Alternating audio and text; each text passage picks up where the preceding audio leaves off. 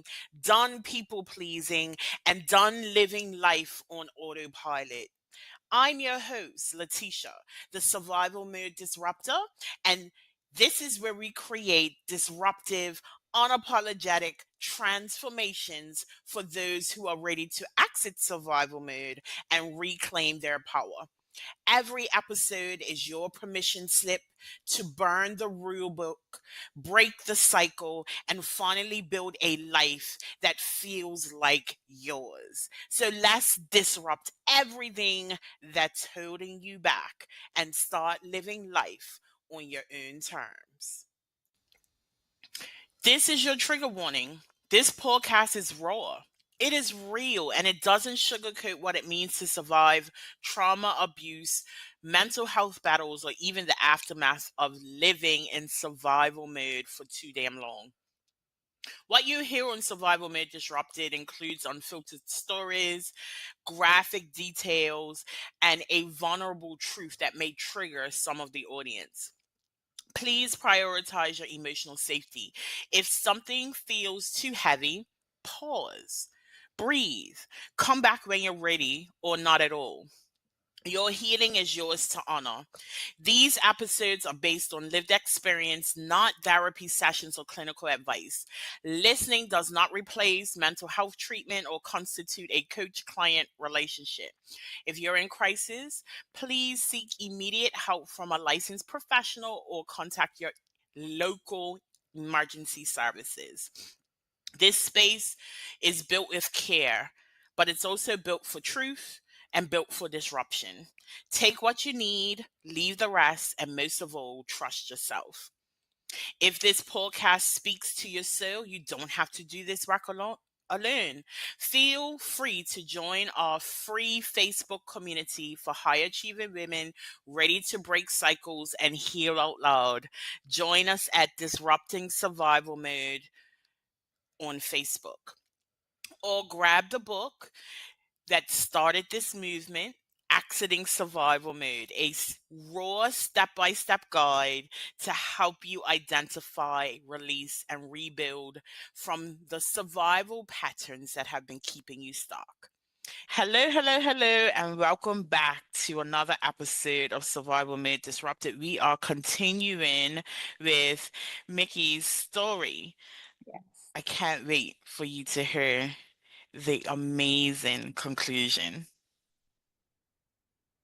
So somewhere along in that whole journey, we both got picked up for stealing, and it was groceries from a grocery store. Like that's how it wasn't even. It was like groceries, right?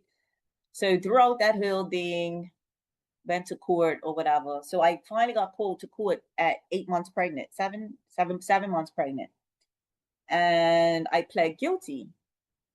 I was the only one out of the three of us that pled guilty. Nobody else had to do nothing else. It was just like Nick is the. So of course, going to court at 7 months pregnant and explaining why I had done this, I got referred to drug treatment court. And that's really where my start or my push into recovery really started. I was the first and only big and pregnant woman at that time to have entered drug treatment court. I went through drug treatment court. I found a 12-step group, Narcotics Anonymous in Bermuda, found my people. I was still struggling with addiction my entire pregnancy. Between the drug treatment court, getting sent down to co-ed because I was not obeying the rules in drug treatment court. So I would sit there sometimes and I'm like, okay, I'm had enough of this and leave. So the judge was like, we're gonna lock you up. And so between that, being reprimanded down to co-ed, discovering the 12-step groups, I actually had my daughter probably with about a month of abstinence from drugs. My daughter was born healthy. I was doing all the things that I needed to do in drug treatment court. I was going to meetings, made my appointments at drug treatment court, done everything I had to do. I actually made it to phase. So drug treatment court's done in phases. I made it to, I think, phase 3, and I think it's 5 phases, if I'm not correct. So I was going along, made it to about phase 3, and I relapsed. And I relapsed because one of my using friends, not the same lady, but somebody else I met out in the streets, came to visit and see how I was doing. Like, anybody that's ever suffered from the disease of addiction knows that this feeling starts boiling in your stomach. It's almost like this internal anxiety attack. And my addiction hadn't gone anywhere.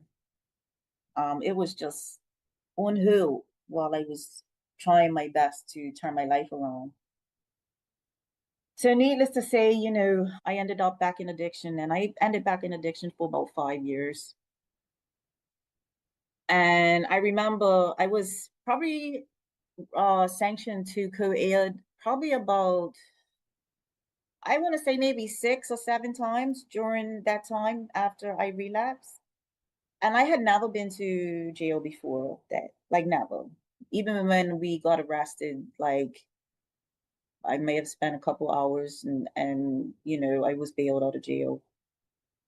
So having gone through that experience, I felt like that situation was overtaking my recovery. Even though I was still struggling, it was so important for me to make this journey mine. So some of the stuff they was asking me to do, I actually didn't agree with it. It didn't resonate with me. And now I know why. It's because it wasn't addressing the root issues, right? My root issue was trauma. The drugs was just a symptom of the trauma that I had endured. Whilst I was relapsing constantly, like I said, it took me 5 years to find complete abstinence from drugs again. I opted to be sentenced from drug treatment court, from which I got time served. So that whole situation between when I left drug treatment court and all that, that was about 4 years. Sorry. I got pregnant with my second son. And throughout the beginning of that pregnancy, I actually tried to end my life. And because I was like, I don't want to do this again. I really I remember going to the hospital, and I remember them holding me there for like a week, and I'm calling my probation officer. I'm like, listen, can't you help me out of here? And he's like, Prophet, no, no. And somewhere between that time when I finally got released from the hospital, I was so tired. I remember, so my daughter's father raised her during this time. We were still together the whole time, but it was more of an instance where he knew what had happened with my son. He knew my whole life. Like, he was my best friend. He vowed to me that no matter what, nobody would ever take my daughter. And he kept that vow. So he was there for me at my darkest times. He's seeing really the worst of me. He went to 12-step meetings and learned about addiction. He came to my meeting events. Like, if we went every 24th of May, we all went to watch the parade together. Every Good Friday, we all went and sat down Chaplain Bay. Like, he was present. He made sure. So when I got out of the hospital, he always used to ask me, he's like, Nikki, when are you, like, I used to always say, like, I'm so tired. And he's like, but what are you tired of? But after being in the rooms for a while, I learned that I was just tired of being sick and tired. It's crazy, but it's a real feeling. Sick and tired of myself, sick and tired of everything, sick and tired of having to need drugs.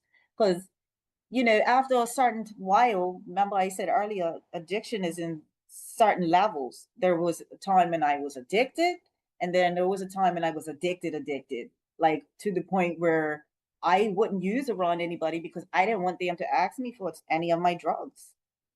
So I would find a place all by myself, and they weren't the best of places, and I would use. And like, I remember times of not wanting to come home because I didn't want him to see me like that, but I always had somewhere to come back to. And like, slowly over time, and I questioned this man's love the entire time. I questioned it. I was always like just waiting for him to say, okay, that's it, to give up. I almost feel like sometimes I pushed that to see if I could push him to give up. So after I got out of the hospital, I was just so sick and tired of being sick and tired. And I remember it to this day. I was like, that's it. That's it. And of the no other time in my history of being addicted to drugs did anybody ever come and give me free drugs. But this one day, when I said, that's it, somebody came and done that. I was 4 months pregnant with my son. And I was like, no thanks. That's when I really knew. I was like, okay. I had the inspiration around me for the whole time during drug treatment course. Because like I said, I found the 12-step group. I found a women's group. I found other women that had gone through exactly what I was going through. So I knew it was possible. And I never gave up. That's one thing. Like, that's the only tattoo I have is hope. I never gave up that this life wasn't for me. So when that happened, I was like, okay, this is really it. I spent a whole week asking this lady to sponsor me. I had known this lady now for a few years. I mean, when I say like, even though I was struggling with addiction prior to this happening, I would still make meetings. Like, I had this one woman, she was actually my first sponsor, who used to come and look for me, right? And take me to a meeting. Whether I had been up for 2 days, whether she didn't care. She knew where I live. She knew my husband's number or my damn boyfriend. And yeah, I remember even thinking like she gave me this BlackBerry phone so she could get in touch with me. And I remember even thinking like this phone has a locator on it. Like really, really crazy thoughts like that. So by the time I had gotten to this point where I was really ready, I had known this other lady, who we were all in the same group. And I remember every day I called her for a week. I was like, will you be my sponsor? Will you be my sponsor? She finally said yes. And from there, my recovery started. I was so desperate, so desperate, so desperate. I mean, I'm not a hugely religious person. So when in the rooms of Narcotics Anonymous, they used to talk about surrender. And like, a friend of mine and I was laughing at this the other day. Actually, one of my sponsee sisters, because we had the same sponsor, and she was like, we were cracking up because we spent so much time trying to figure out like what the heck they mean by surrender. But when that happened, I understood what it meant to surrender. It meant that like, and I even remember saying it to my sponsor, whatever I need to do, just tell me what to do. Like everything, tell me when to get up, tell me what my day is gonna be. And I done that. Every single day at 7 a.m. I called this woman. We read from a book called Just for Today, which is readings.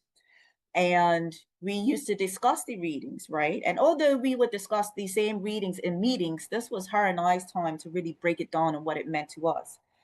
And then like she would start asking me, so what are your plans for today? Because at first we would, talk about the readings, and then it's just like, I'd be like, okay, I'm gonna do this and that. So she'll be like, okay, let's break it down to steps. Let's just do these 2 things. And over time, it came to me having this call with her and saying, okay, this is what I'm gonna do today. And this is, I started taking that control back in a sense, but still having that daily support. And when it comes to the Narcotics Anonymous program, there's a part of it, very harsh part of it, where it's almost like you're tearing yourself down. I shouldn't say tear yourself down, you're stripped down.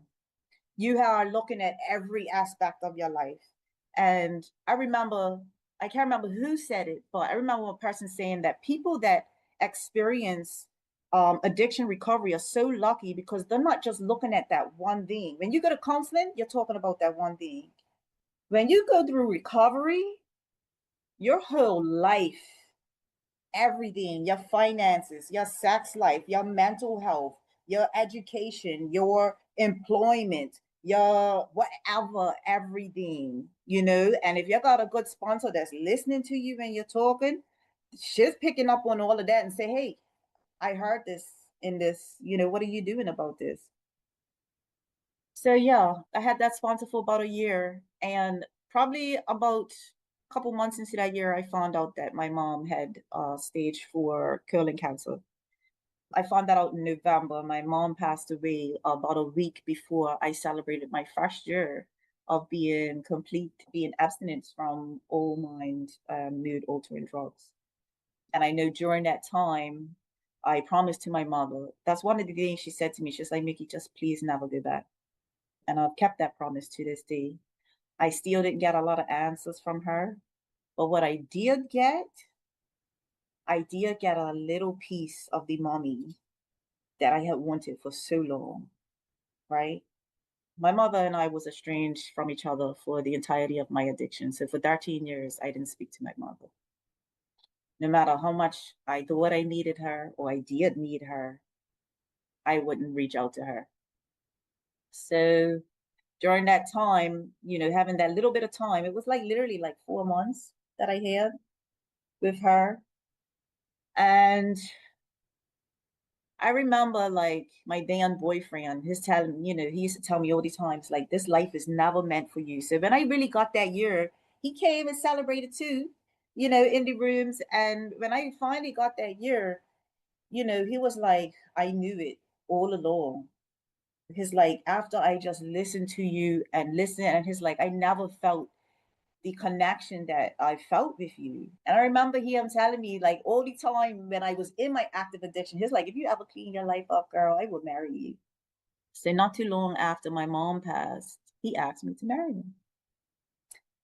So that has been such a journey going through that, but I still wasn't finished. I got married when my daughter was, I know my son was a toddler. He was like 2. Had beautiful wedding on the beach. I didn't feel he accepted me for who I was, and I didn't feel like I needed to hide myself from him at all. I mean, we still have conversations to this day about so many things back then, because one of the things I have to acknowledge is that I traumatized him too, right? He was already a single father when I met him. And then I abandoned him and he was showing me nothing but love and support. However, he also had siblings that were addicted to drugs. One of his siblings actually died from using intravenous drugs. So he understood and just a really awesome person. So anyway, getting my recovery in, all of that. But still, I was suffering from this rage. I listen listen, shouting to the top of my lungs. I felt like my kids were making me crazy. I'm here trying to find a job, but the only types of jobs people want to offer me is like really meaningless jobs. And I'm like, I used to work in insurance. Like I used to work in finance departments. Like but I had to settle for this because I had a family to help to provide for. And so again, talking about survival mode, doing that for years, meaningless jobs. But grateful nevertheless, because like I said, every little bit helps. But I was suffering from so much rage and I had to seek counseling, excuse me, because my husband was like, what's wrong with you? Like, you're not doing this anymore. You got everything you need. Like, I know your job's not the best if you know what you want, but you know, and that's when we really started exploring like the things that had happened to me. And he's like, maybe you need to go talk to somebody. And I also had my or not my my probation officer from drug treatment court still in my life, even though I wasn't in drug treatment court. He never left my side, and that was Dr. Ernest Peets. He actually officiated my wedding, and still is a very important part of in my life. Even though he was probably responsible for locking me up a few times too. And I spoke to him about it, and eventually going through a few concerts, I finally found my lady, and I just aligned and resonated with everything that she was explaining to me, educated me about, and I finally came to this decision. I was like, I need to, or not came to this decision, but finally through all the counseling and education that she was giving me, was learning about the child inside that really never had healed. So I struggled and for a little while, like, how do I heal this inner child? And obviously, I came to the point where, like, I need to stand up for myself. Nobody acknowledged what had happened to me in my family. Nobody. But this one man was like, and then when I met this counselor, she was like, you talk about this like it's, do you think that might be affecting, the way that you are? And yeah, I didn't tell anybody. I don't even think I told my husband. I just was like, I was going through my own processes and I went to the police station one day and I let it all out. I sat there in the interview room. They recorded my statement. And from there, the investigation started. It took 4 years for my trial to come. So just imagine being in limbo for 4 years. That's crazy, right? I finally found a good job, found this awesome job. I was like, I was starting to get back to where I used to be, right? The first trial ended in a mistrial, and they weren't sure if they were going to be able to bring it back in trial, and it ended in a mistrial because I called my abuser a pedophile in court. So I'm waiting almost a whole year for this trial to come around. But after or even during the first trial, I started to lose my mobility. I went back to work. I was in so much pain. I know now that that was definitely a cause of a injury, previous injury, but it is also the trauma that had manifested in my body for so long. And that trial was just the icing on the cake that just put me off my feet. And I was bedridden for 8 months. And I went and got surgery like at the end of 2022. And then March of 2023, I believe, the DPP, Department of Public Prosecution, started calling again and saying, okay, we're going to set a trial date, blah, blah, blah, blah. Went through the trial. That system there is, listen, if you ever been locked up and then you're told you have to sit in a small cubicle room for a whole 8 hours a day until you're cold, right? It's not a good thing. So it was very tedious, the trial.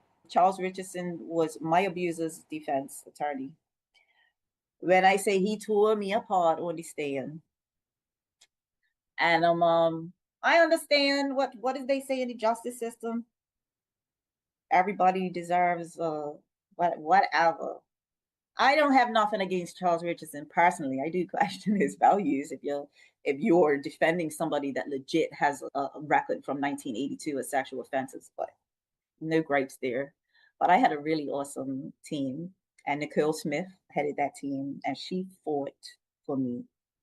And Detective Rayner, Shanita Tankard, and Nicole Smith, between all the work that they put in, and when she got on and she defended me and she fought for me, like I just was like, yeah, this is what I needed. I needed to see someone fight for me.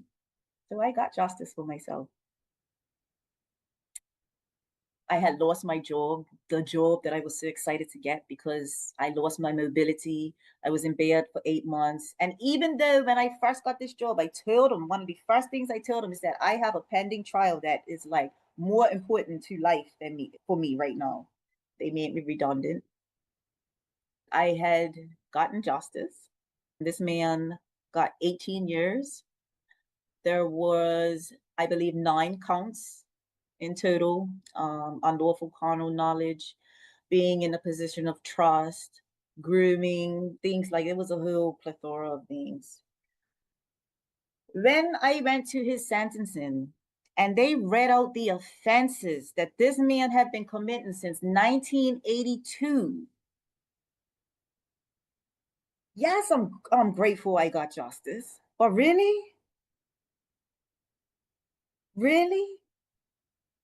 Everything was a slap on the wrist. Everything. Even the 2 girls that I thought he was abusing, he got a slap on the wrist for them too, because that shit up. He was constantly allowed to be around children. So yeah, that yes, I'm grateful for the justice because let me tell you, still to this date, nobody has gotten the conviction that I got. He'll have to do 10 of this 18 years. When he gets out, because I'm grateful, forever grateful that there is now a sex offenders list. But when he gets out in 10 years, his name will be removed from that list because the sex offenders list is only for 10 years. I have been fighting since I got the conviction to have John Dexter Seaman III's picture released in the Royal Gazette. I've asked every news outlet, I've asked the police, I've even asked the Attorney General, who's very responsive and active, and I know she's doing a lot of things. But in closing the circle, because it's not about him now, it's about me. I'm still fighting for his picture. Because if you're telling me when he's released, his name is no longer going to be on the sex offenders list, then let the public know who he is. I had to fight for retribution, fight. And I'm of the mindset when you talk about survival mode and not just existing to survive, that I wasn't going to settle for this anymore. I wasn't going to settle for the silence anymore. I wasn't going to settle for nobody not acknowledging that this happened to me. I wasn't going to settle for the people in my family that were just going to ignore this.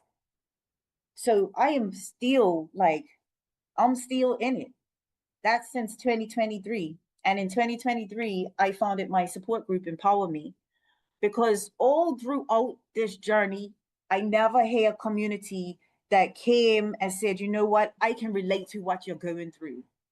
The only people I did find was Narcotics Anonymous, but that was based around drugs. There was nobody in our community that was talking about the things that a lot of women had already been through, and man, still to this day, and you and I, we was talking this morning, still to this day, this morning, there was a court case yesterday where somebody walked away with 18 months suspended sentence. From the time that I got my conviction to now, there have been a few cases in which the penalty was either non-existent, the case was thrown out of court, or there was another slap on the wrist. And the key to this is remember, when I say I had to fight for retribution, that means like I still have to go counseling. I'm still trying to put my life back together. I'm 44 years old. What I think about is the little girl who went through something last year where her case was thrown out, right? And what she's going through right now in her life. Because I'm still healing the little girl in me at 44 years old. So, what are we really doing to the people in our community? Silence is complicity, sorry. Such a powerful statement. We want to talk about in Bermuda, we want to talk about, oh, this happened to this person, this happened to that person. But really, when people are making a call to action, a change to policy, where is everybody? So I've taken that rage and I still get angry about it. You could tell yeah, I get angry, but I'm taking that and I'm turning it into something positive. And I'm doing my part to change our community, getting women together to come and boldly tell their stories, remove the shame and guilt. And when we create safe spaces for people to do that, it does exactly that, right? It's just been a journey. I recently finished my substance use disorder counseling certification. I start a job at the Nelson Bascom Treatment Center in a few weeks. I am the founder of a support group. I am a mother. I am a wife. I am brave and courageous and strong, and I will not settle for anymore. And I really hope that my story inspires another woman, whatever it is going on in your life. You don't settle for anymore. Be the change that you wish to see. Really. It's like, and in Bermuda, that's so hard. And yes, people still pass judgment about the things I've done in my past. And I even had somebody try to throw that in my face recently. And I'm like, and what? And what? Because you've been through what I've been through and still able to walk around and hold your head high. I shared my experience with my daughter, with my son. The way I parent is very transparent with my kids. My family and I are working on breaking the generational trauma with this new generation. It's not easy. People that speak up are usually seen as the troublemakers. They talk about these secrets that nobody else in the family wants them to know, and I'm that person. But I'm so happy to say that, like, my siblings 100% support me, even when it was uncomfortable for them. And it's amazing to know that we're all together making this change. So yeah, you can overcome. Don't give that person the power anymore. They're not worth it, but you are. You absolutely are. Yeah. Mickey, listen, I have spent most of this story wiping my eyes because I haven't experienced as much as you, but I can relate to a lot of your story.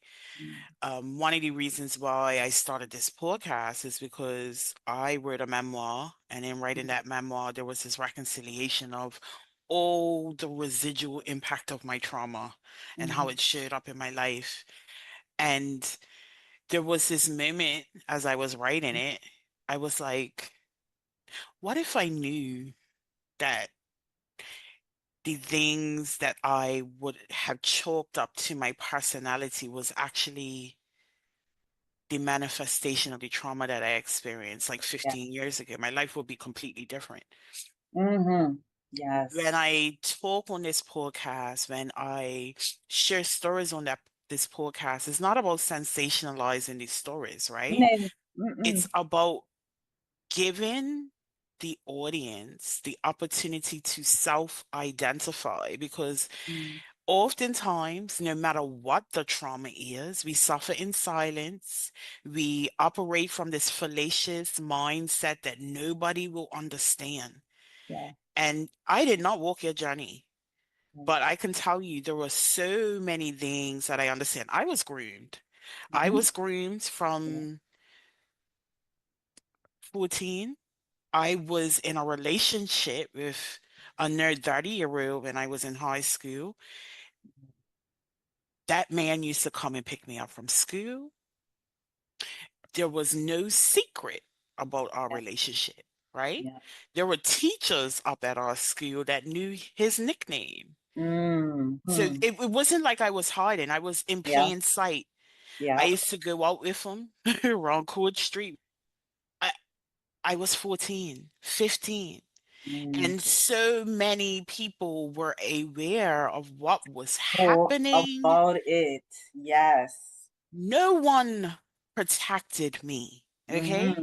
I Thank will you. say my mother tried. Mm-hmm. She took me to the police station. I Mm-hmm. sat down in the police station. They Yeah. asked me, did I want to press charges? And Yeah. I said no. Yeah. And I walked out of that police station with Yeah. nothing done. The laws are archaic in Bermuda and worldwide, right? Because this is not just a Bermuda thing. No. The laws are archaic. The system isn't trauma informed. Yeah. The victims Totally. suffer the most, right? Yes.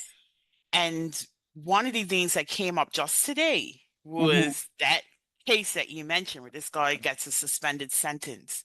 Yes. And people are justifying that. Yes. And I can't, for the life of me, Mm-hmm. understand that. Yeah. We as a community have seen for decades Yes. older man praying or Hmm. younger children. This is Yes. goes back to times of the bus terminal. I'm telling you, I used to leave school. It's one of the worst Listen, go around places. the bus terminal and Yep. get numbers on numbers on numbers where these guys are Yep. literally sitting around there Yep. waiting for girls to come out of school. Yep. And then they can't, then they'll say, well, I didn't know how old she was. No, you approached me Whatever. with my Yeah. school uniform Exactly. on. Thank you. Yeah. And adults sit there and watch them Yep. approach these young girls. You Yep. see these men in the cars with girls in Yeah. school uniforms. My Mm-hmm. ex used to pick me up with a cooler of Hmm. alcohol in his back seat and Jeez. invite my friends to come and have wine coolers with us, right? Wow. Yeah. This is on school property. He Yeah. was coming. The teachers were in the yard. No Yeah. surprise, nobody did anything. Yeah. And when Not enough now I'm behind a already. 40-plus-year-old woman, I've Mm. spent 20 years dealing Mm. with the residual impact of what I Yes. went through Talk because about it. no one had the balls to protect me. Thank you. Thank you. And I can't sit silent. I Yeah. can't be okay. I can't turn my head and ignore No. because Mm-mm. I know what that looks like. Yeah. I found my silence or my comfort at the bottom of a bottle to Mm. numb everything that was going on in my Yeah. mind Yeah. because I felt like I was to blame Oh for my what I God. went through, right? Yes. For Yes. years, which Yeah. then landed me in relationships, more abusive relationships, right? So, Yes. like, I Talk was about it. groomed by this man. Mm-hmm. He physically abused me for years. That Mm-hmm. relationship ended as a result of being stabbed. I Oh my laughed. God. I thought that my life would come, like magically come back together, but all Right. I had was a bottle of scotch Yeah. to silence how I felt, to silence the shame, to silence the guilt. Mm-hmm. Because Yeah. even with my issues, like when I finally started telling people that I was being abused, well, you shouldn't have been with him in the first place. Like it Oh my was my God. fault. Talk Not that about it. this grown That man that mindset, was more girl. than twice my age Thank you. groomed me, took advantage of me. Mm. It was my fault because I should have known Yeah. better. Yeah.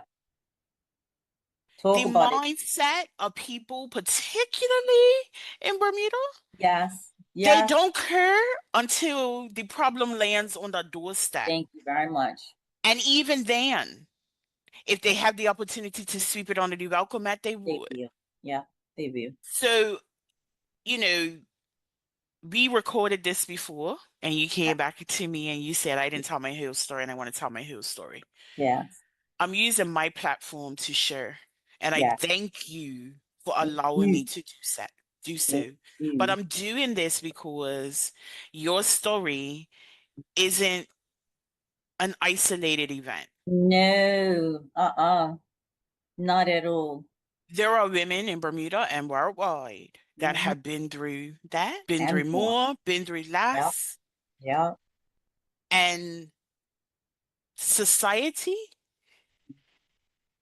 has not evolved enough No. to support us. Yeah. We have to Yeah. pick up the pieces Yeah. by ourselves Yeah. oftentimes. Yeah. And Yes. Really great. I- I'm grateful to you. You know, I also know your husband, right? So Yeah. Yes. I'm grateful that you were able to find someone to support you I am without too. the judgment because Yeah. that is so rare, you Yes. know? Yes. Yes, It you have is. the rooms that support you too, but like you said, It that's was. about drugs. Yeah. To have someone outside of the rooms offering you a safe space to Yeah. just be Yeah. is a blessing, Yes. an absolute blessing. And Yeah. I'm saying this, there may be people who are listening because Mm-hmm. they just want to know. If you're heard with probably not the best intentions, and I know there will be people here Mm-hmm. with probably not the best intentions, Of I need you course. to understand how Mm-hmm. deeply wounded a lot of women are. Not just Yeah. women, men as Yeah. well, Man too. Yes, that man have too. had to suffer in silence, who have Yeah. had to pick up the pieces by themselves without any support, Yeah. right? Families turn their back because they don't like the Big way that time. the trauma has showed up in their lives. It may not be drugs, it may be anger. I was a very angry person. Mm. And you talked Yeah. about the rage. I was sitting there Yeah. shaking my head. I was a volcano of anger because I Oh, was oh, unseen for so long. yeah. Yeah. You cannot judge us No. by No. how we pick up the pieces. Yeah. Because a lot of times we're doing it without support. We're doing it Yes. with a lot of people breathing down our back and judging us. Yes. And Yes. I will Absolutely. say, and I've said this 100 times, compassion is missing in Mm. this world. Yeah. You don't have to understand exactly what someone walks through, No. but just because you don't understand it doesn't mean you have the right to pass judgment. Exactly. Exactly. I don't want to preach. I don't want to go on too long. I was highly moved by your story. And like I said, Oh, I've thank always been you. Thank you. curious. I'm always been curious about this Yeah. because it's just like we're similar in so many ways. Yeah. Yeah. And try not to get emotional here. Sometimes when you're able to look in the mirror, Mm. even if it's slightly different. It's Yeah. just that connection. And this is not a trauma bond here. This is a No. coming from a place of empowerment Thank and you. Thank you. growth, right? Yes. Yes. I honor and respect you Thank you for so much. taking radical ownership of your life and Yes. then Thank you. turning it, flipping it, and helping Mm. others, right? Because Yes. I feel like I learned about Maslow and Mm. his hierarchy. Yes. Self-actualization is getting to a point where you recognize that your story is a masterclass for Mm-hmm. someone else. Yeah. Our Yeah. stories are not just ours, they are the Mm. communities Yeah. because it helps other people to grow. And Yes. that's what I want to take from just showcasing your Mm. story and other Bermudian stories, as Yes. well as all of the other stories that I We shared on need this it. Yes. platform. Yes. So long we have been silent because of how we are viewed and the Yeah. way that people are unable to be compassionate. Yeah. Yeah. So Thank you. thank you. This is the first platform. I mean, I've shared my story before, but this is the first opportunity. So I want to thank you where I've been able to share my story in its entirety. And that for me is still healing. I know that this is going to touch lives and people are going to listen to my story. And it's not only for the benefit of other people, but it's, like you say, not being heard. It's one thing to sit in a courtroom and you have to tell everybody something then, but to actually just sit here and just talk and go through each of the most important points that were really important to me. Thank you. So I really hope that this helps someone. And I really hope that the people in our community, like, they really hear me and know and understand that you're not alone. When you say there's so many people behind us, there are. There Mhm. are. So thank So you. tell us Yes. more about your support group, how we can find you online. Okay. So my support group is called Empower Me Bermuda. And I'll give you the website because then all our social media links are on our website. And it's in empowermebda.com. And on this website, we have our meeting schedule.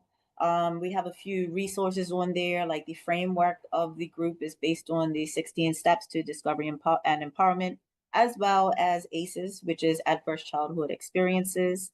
So, we have a working group of women that have dedicated themselves to working and growing, and it's a peer support group.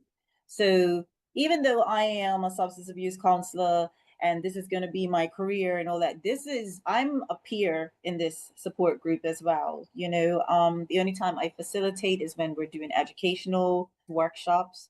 But that's the beauty of it, is that it's other women like me who have been through some stuff, and we're all coming together on a bi-weekly basis to grow and learn from each other and help each other evolve. We address behaviors, we address trauma, and it's just a beautiful experience. And yeah, come be a part of the movement. I have some amazing ladies in my group, so big shout out to them. And yeah, we're doing really good things. Yeah. I'm proud of you, Nikki.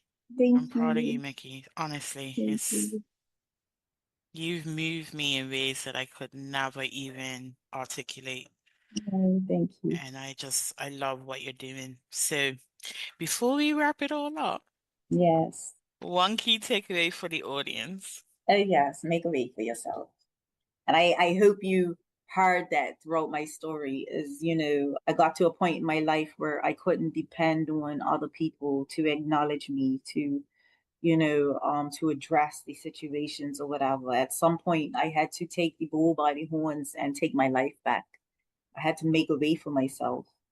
Somebody that had a criminal record, my only one offense, which actually, can be removed now. But just imagine like having the 13 years of addiction and trying to sit at tables where really people don't want you there, or they don't think that you're good enough to be there. And you're like, hey, listen, no, I'm worth more than this job that you want to give me here because I'm smart, I'm intelligent, I know this.